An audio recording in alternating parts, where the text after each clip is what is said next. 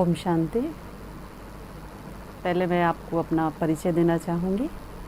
मेरे शरीर का नाम, जिसे हम आध्यात्मिक भाषा में शरीर को लौकिक नाम देते हैं, सामाजिक, तो मेरे शरीर का नाम बीके अमिता है।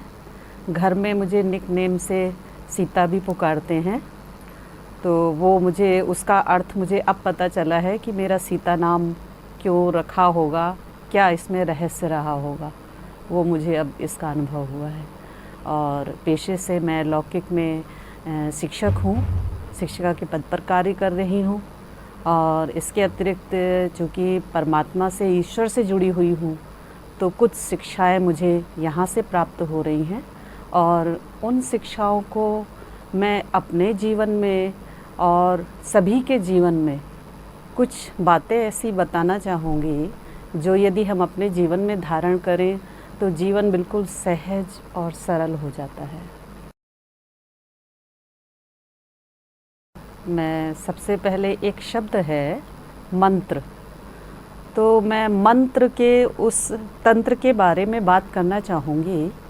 यदि मंत्र को हम ले जाएं तो मंत्र से पहले हम आ रहे हैं पर तंत्र में, वहाँ पर भी वही आखिरी वाला जो अक्षर है वो आ रहा है, पर तंत्र, स्वतंत्र, परतंत्र, स्वतंत्र, तंत्र और फिर मंत्र, ये आ रहा है।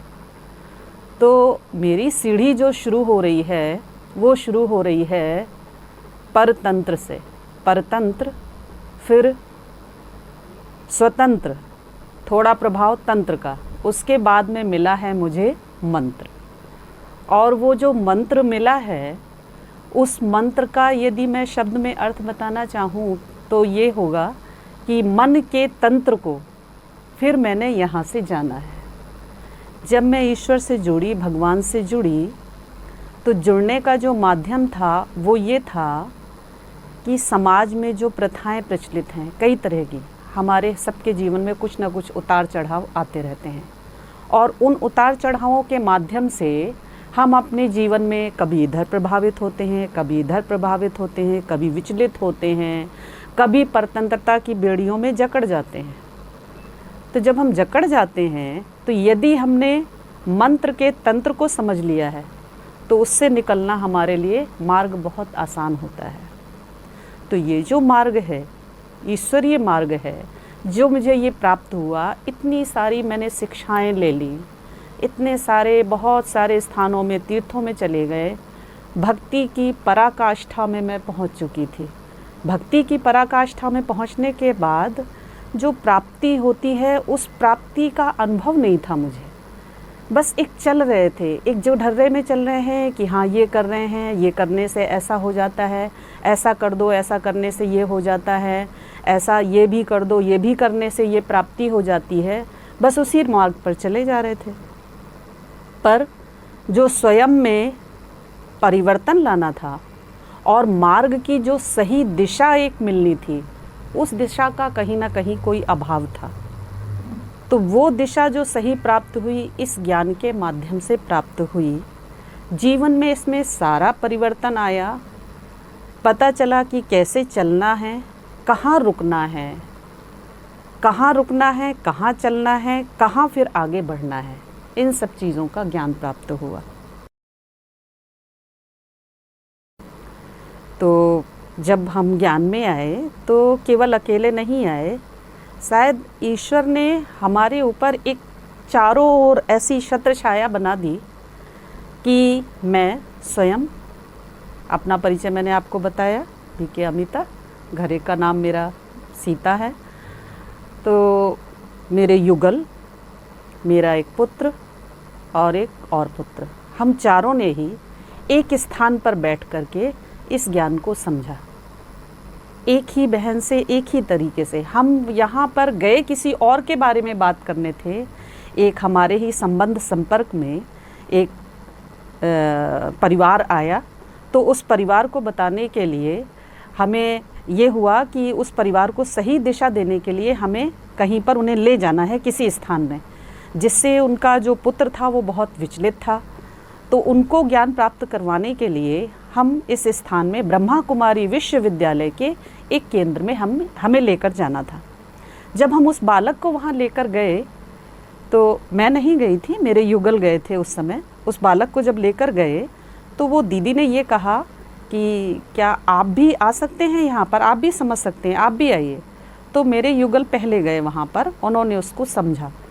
फिर उनको समझाते हुए फिर दीदी ने ये कहा कि आपके परिवार में और कौन कौन है। तो मेरे युगल ने बताया, हाँ मेरी एक पत्नी है और 2 पुत्र हैं। उन्होंने कहा कि क्या आप उन्हें भी ला सकते हैं। तो युगल ने कहा हाँ बिल्कुल ला सकते हैं। तो जब वो पास आए दूसरे दिन और उन्होंने कहा कि चलना है, दीदी ने बुलाया है, और बड़ी अच्छी चीज़ वो बता रही थी, काफ़ी अच्छी चीज़ें बता रही थी।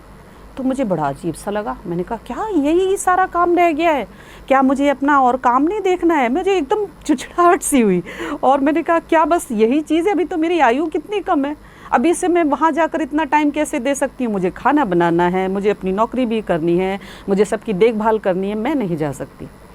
पर एक कहीं से एक छोटी सी आवाज़ आई कि नहीं, चल के थोड़ा सा देखना चाहिए। तो मैं अपनी बस एक जीवन यात्रा बता रही हूँ, फिर आगे आगे तो बहुत सारे अनुभव हो गए, अगर मैं बताना चाहूँगी तो वो समाप्ति नहीं होगी, पर उसमें से कुछ थोड़ी सी चीज़ों की मैं चर्चा करूँगी। फिर दूसरे दिन विचार बनाया कि नहीं ठीक है चलते हैं। तो फिर दूसरे दिन हम गए, वहाँ गए। तो वहाँ जाने के बाद में कुछ हमने बात जो दीदी के माध्यम से जो हमने इस ज्ञान की जो कुछ मुख्य पहलुओं को समझा, सबसे पहली चीज़ हमने ये समझी कि हमारे जीवन में जो दुख और तकलीफ़ें आती हैं वो इसके द्वारा, उसके द्वारा, इसके द्वारा दी हुई कोई तकलीफ़ नहीं है।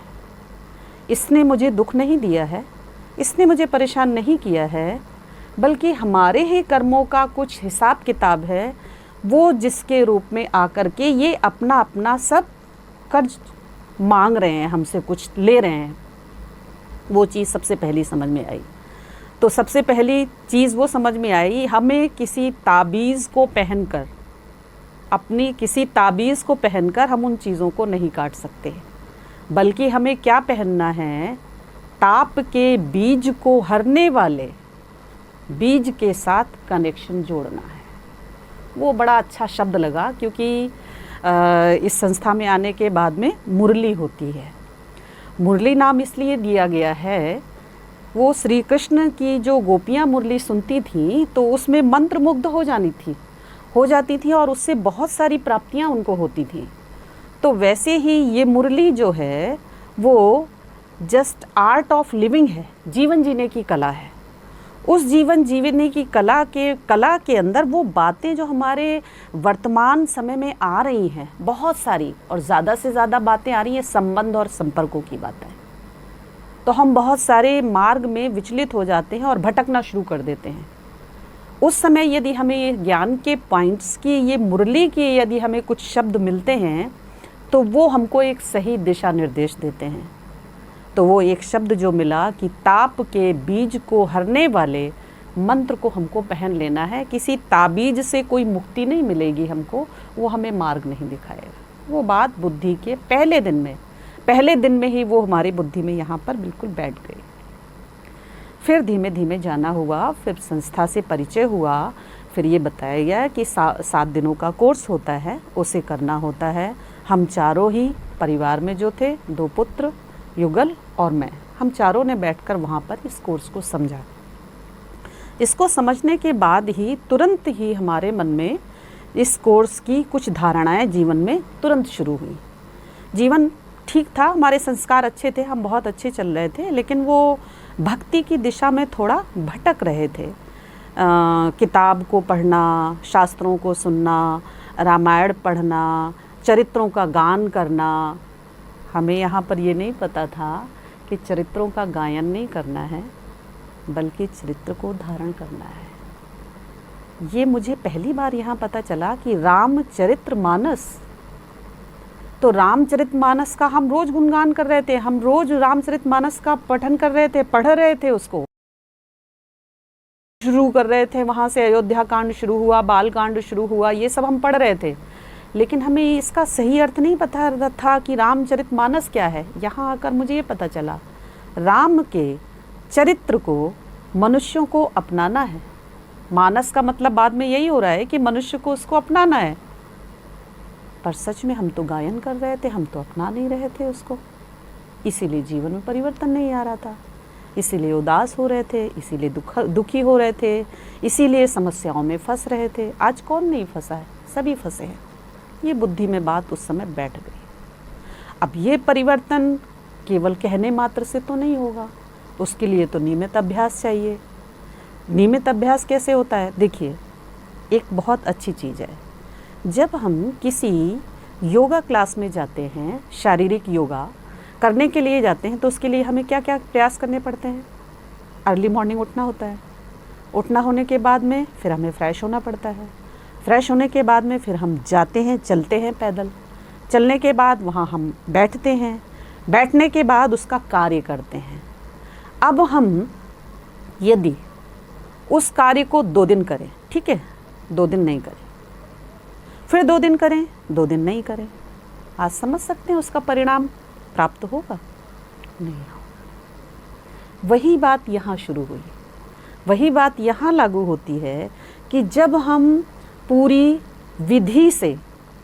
विधि से इसको अपनाएंगे तो सिद्धि निश्चित रूप से मिलेगी। भक्ति में भी पूजा का वही विधान है, जल चढ़ाना, हल्दी चढ़ाना, सिंदूर चढ़ाना, चावल चढ़ाना, आरती करना, फिर झुककर प्रणाम करना, फिर थोड़ी देर वंदना करना, यही विधान है। वैसे ही यहाँ पर भी मैंने बहुत लोगों से मेरी बात होती, आगे चल करके फिर मेरा संपर्क भी हुआ कई लोगों से, और इसमें जितनी धारणाएं हैं उन सब धारणाओं को धीमे धीमे हमने, धीमे नहीं ये कहेंगे कि एक पूरा हमको जैसे एक मार्ग पूरा मिल गया, बना बनाया मार्ग मिल गया। क्यों? सबसे बड़ी चीज़ थी हमारे लिए यहाँ पर निश्चय, पहले दिन का निश्चय।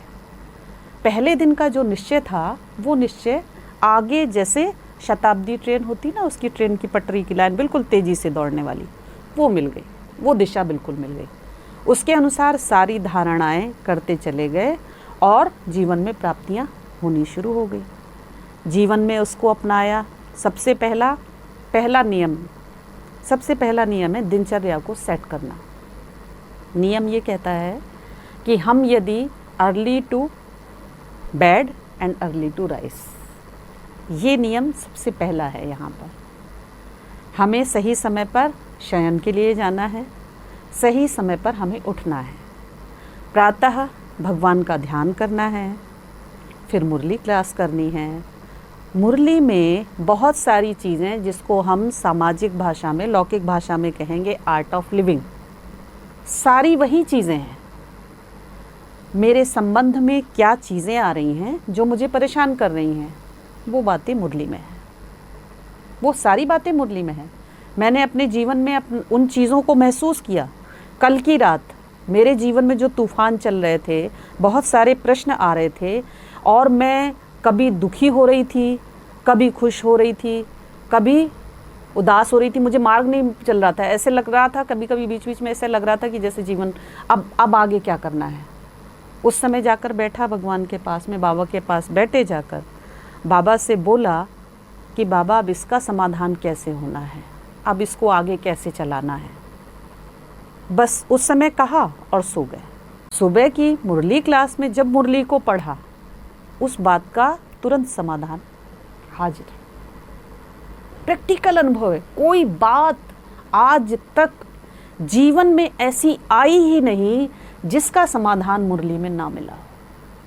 अब वो जो उदासी कल की थी ना, उदासी थी, दुख था, और जो दिशा नहीं मिल रही थी, मिल गई। आज का दिन चल रहा है, चल गया। फिर शाम तक कोई बात आई, उस बात का भी समाधान अगली मुरली में फिर मिल गया। अब आपने जीवन में क्या परिवर्तन किया? पहले तो आप सुबह जल्दी उठे, जल्दी उठने के बाद इस नियम के अनुसार आपने अपने जीवन को लागू किया, शुरुआत करी, प्रारंभ किया, अंत भी उसी अनुसार किया। तो पूरा का पूरा आपका जो सिस्टम है चलने का, वो पूरा सही रहा। अब जब सही रहा सिस्टम, तो वहाँ तो आप कहीं असफल हो ही नहीं सकते। वहाँ तो सफलता आपके कदम चूमने के लिए तैयार है। कहीं पर कोई बाधा आ ही नहीं सकती। तो सच में कोई बाधा फिर आई ही नहीं। सारी दिशाएं जैसे गेट है ना, सारे के सारे खुलते चले जाते हैं ना, ऐसे गए, यहाँ से ऐसे, फिर ऐसे जाना है, फिर दिशा। तो अब मैं यही कहना चाहूँगी कि यदि हम ये कहें कि ईश्वर आ जाए और हम पर कृपा कर दे, भगवान कृपा करे, हे ईश्वर कृपा करो, मेरे ऊपर ऐसा हो जाए, मेरा ये काम बना देना, मुझे ऐसा कर देना, ये बात यहाँ नहीं है। यहाँ है दिशा, दिशा निर्देश है। भगवान आपकी सारी इच्छाओं को पूरी नहीं करेगा, बल्कि उसका मार्ग बता देगा। अब माता पिता क्या करते हैं, एक जो सही माता पिता होते हैं ना, उनके लिए कहा जाता है आइडियल, ये आइडियल माता पिता है। तो ये हमको रास्ता बताएगा कि ऐसे चल रहा है, और रास्ता बता रहा है, बताएगा नहीं, बता रहा है। वो ये बता रहा है कि तुम ऐसे चलो तो ये ऐसा हो जाएगा। कई बार ऐसे कहा कि भगवान ऐसा कर दो, उसने नहीं किया। अब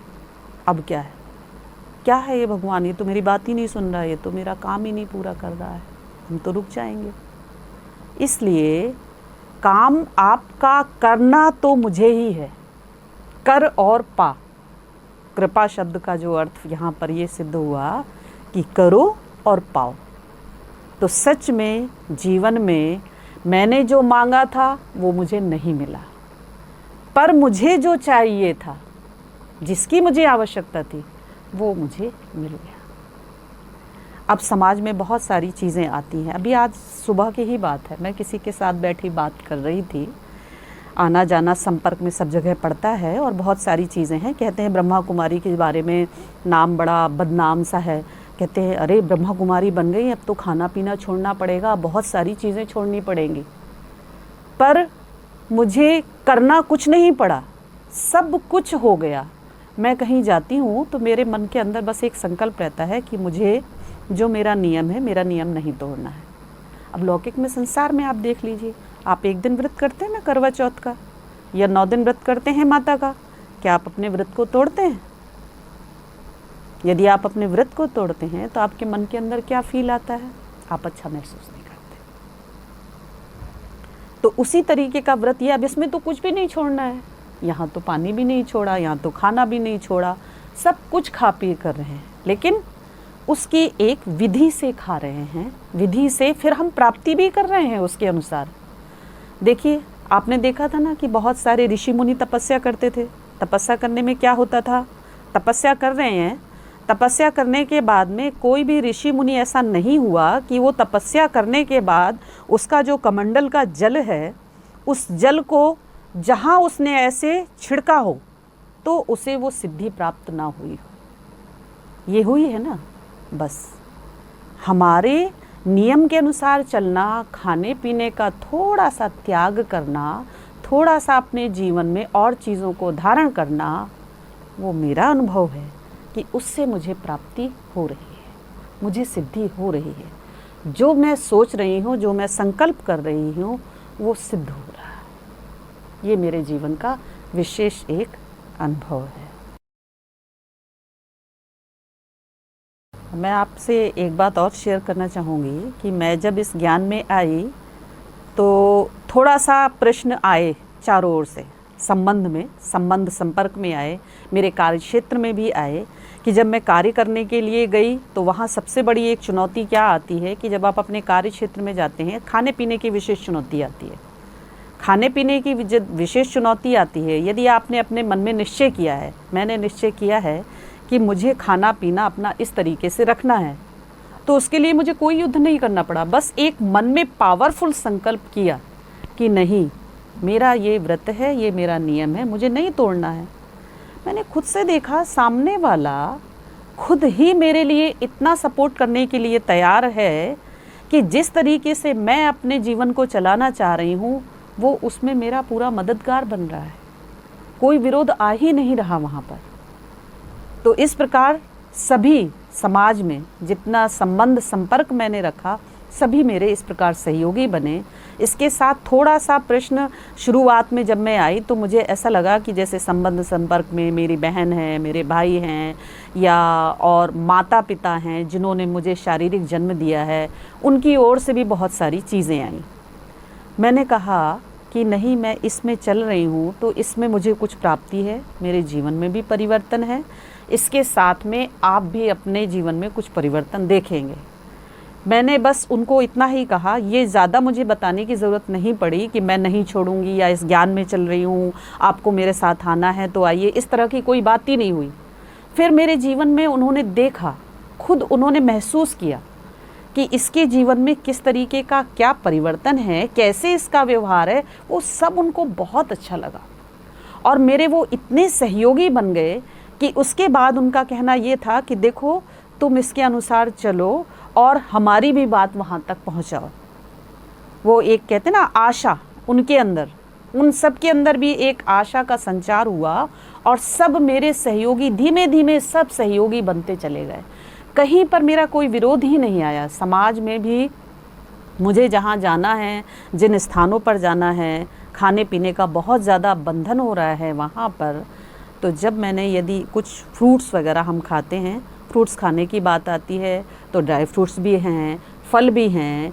जीवन का हम खाने पीने के लिए ईश्वर ने बहुत सारी चीज़ें दी हैं, उससे हम अपने जीवन को सुचारू रूप से चला सकते हैं। तो वो सारी चीज़ें उपलब्ध रहती थी। इस प्रकार इस क्षेत्र में भी आगे बढ़ गए। संबंध संपर्क में चाल चलन, जिस प्रकार से हमारा कहते हैं कि ज्ञान कितना भी हो लेकिन चरित्र नहीं है तो कुछ भी नहीं। तो वो बात यहाँ पर धीमे धीमे लागू होती गई और सामान्य हो गया। परिस्थितियाँ जो सामने आती हैं उनके विषय में हमें विचार चलना शुरू होता है। क्यों? क्योंकि हम ज्ञान में चल रहे हैं ना, तो पॉइंट्स चलती रहती है दिमाग में, बुद्धि में चलती रहती है। अब मैं यदि अपना अनुभव बताऊं तो वो जो परिस्थितियों को फेस करने वाली यहाँ बात है, तो इसके लिए बहुत ज़्यादा युद्ध नहीं करना पड़ता है। विचार किया, थोड़ा मंथन किया कि इसके साथ कैसे चलना है। अभी मैंने इसके पहले भी अपनी बात बताई, मेरे लिए यदि कोई साधन है परिस्थितियों का, समस्या का समाधान है, तो बस मुरली है।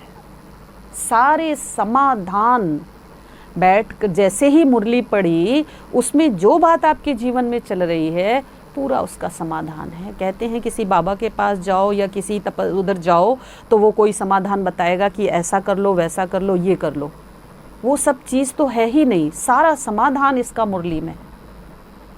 यदि आप में निश्चय है, निश्चय पक्का है, निश्चय नहीं भी है तो आपको केवल इतना निश्चय है कि जिस शक्ति के साथ जुड़े हुए हैं वो सर्वोच्च सत्ता है, सबसे बड़ी शक्ति है। जब से मैं इस ज्ञान में जुड़ी हुई हूँ, सबसे पहली बात, मेरा आलस्य बिल्कुल ख़त्म हो गया। आलस्य पहले भी नहीं था, मैं शुरू से ही एक्टिव थी।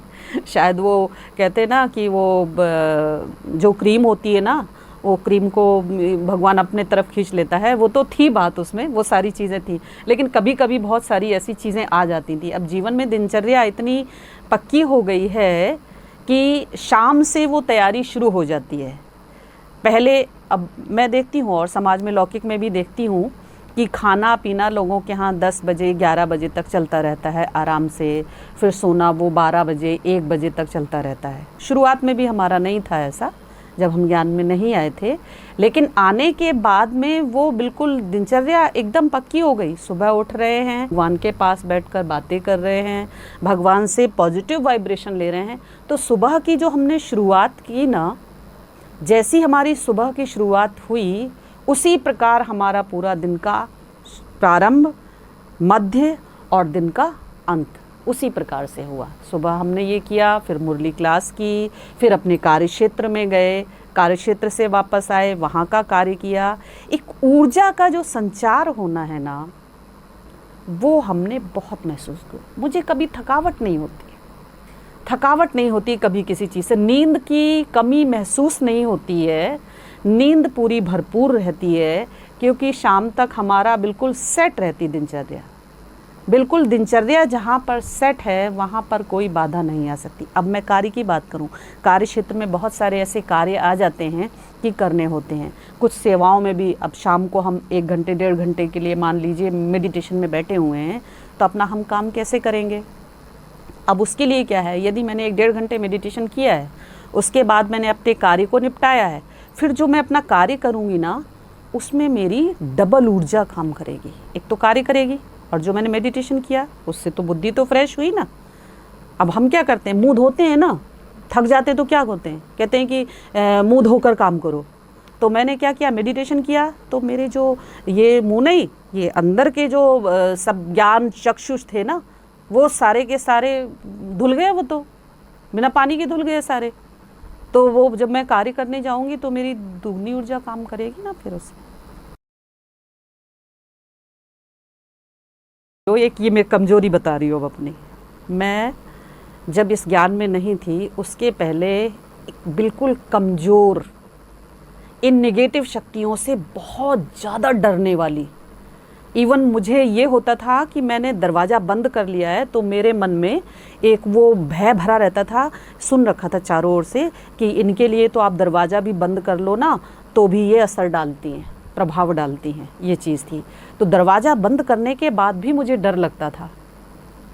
अब मैं अगर याद कर रही हूँ, मैं बैठकर बहुत ज़्यादा सोचती हूँ कि मेरी वो चीज़ कहाँ चली गई, कैसे चली गई। तो मैं समझ नहीं पाती हूँ कि कहाँ से चली गई और कैसे चली गई। बस इतना मुझे याद है कि मैं इस सर्वोच्च सकारात्मक ऊर्जा से इतनी गहरी जुड़ गई कि मैं वो अपना वो भूल ही चुकी हूँ कि इस तरह की कोई चीज़ें हैं, अगर हैं तो वो कैसे प्रभाव कर रही हैं और कैसे वो प्रभाव से हट रही हैं।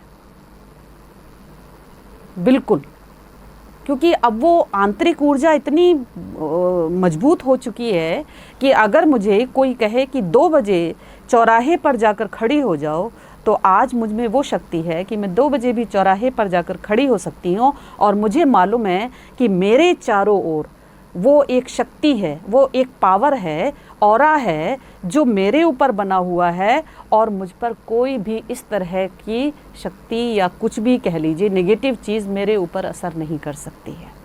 ये इसका जो सबसे, अब आप सर्वोच्च सत्ता से जुड़ गए हैं। देखिए, मैं एक छोटी सी चीज़ इसमें बताना चाहूँगी। देखिए, देवताओं और असुरों का बहुत चलता था, शास्त्रों में हमने सुन रखा है। तो जिस देवता में इतनी ज़्यादा शक्ति होती थी, इतनी पावर होती थी, तो वो असुर अपने हजारों बाण चलाता था और ये सब फेंकता था, वो सब करता था, लेकिन क्या उस देवता पे वो शक्ति प्रहार करती थी, असर होती थी क्या उसमें? हमने क्या देखा? अभी ये सब शास्त्रों से हम सब इसमें सब देख रहे हैं, कोई असर नहीं होता था। वही चीज़ यहाँ ज्ञान से है। मुझे मालूम है मेरे घर में बाबा का झंडा लगा हुआ है, मेरा घर किला बन गया है, सुरक्षा का किला चारों ओर है। केवल मेरे घर में नहीं है, मेरे घर के सभी सदस्यों में वो सुरक्षा का किला मजबूत है। सर्वोच्च सत्ता जिसके पास है उस पर कहते ना कि जिसका साथी है भगवान उसका क्या करेगा। मैं अब जो मेरा अनुभव है, मैं संदेश यही देना चाहूँगी कि हम अपने जीवन में यदि परिवर्तन चाहते हैं, सच में सच्ची सुख शांति प्राप्त करना चाहते हैं, तो केवल अपनी इस दिनचर्या को इस नियम के अनुसार फॉलो करने की थोड़ी सी कोशिश करें। समाधान आपको अपने आप धीमे धीमे मार्ग अपने आप मिलता शुरू हो जाएगा।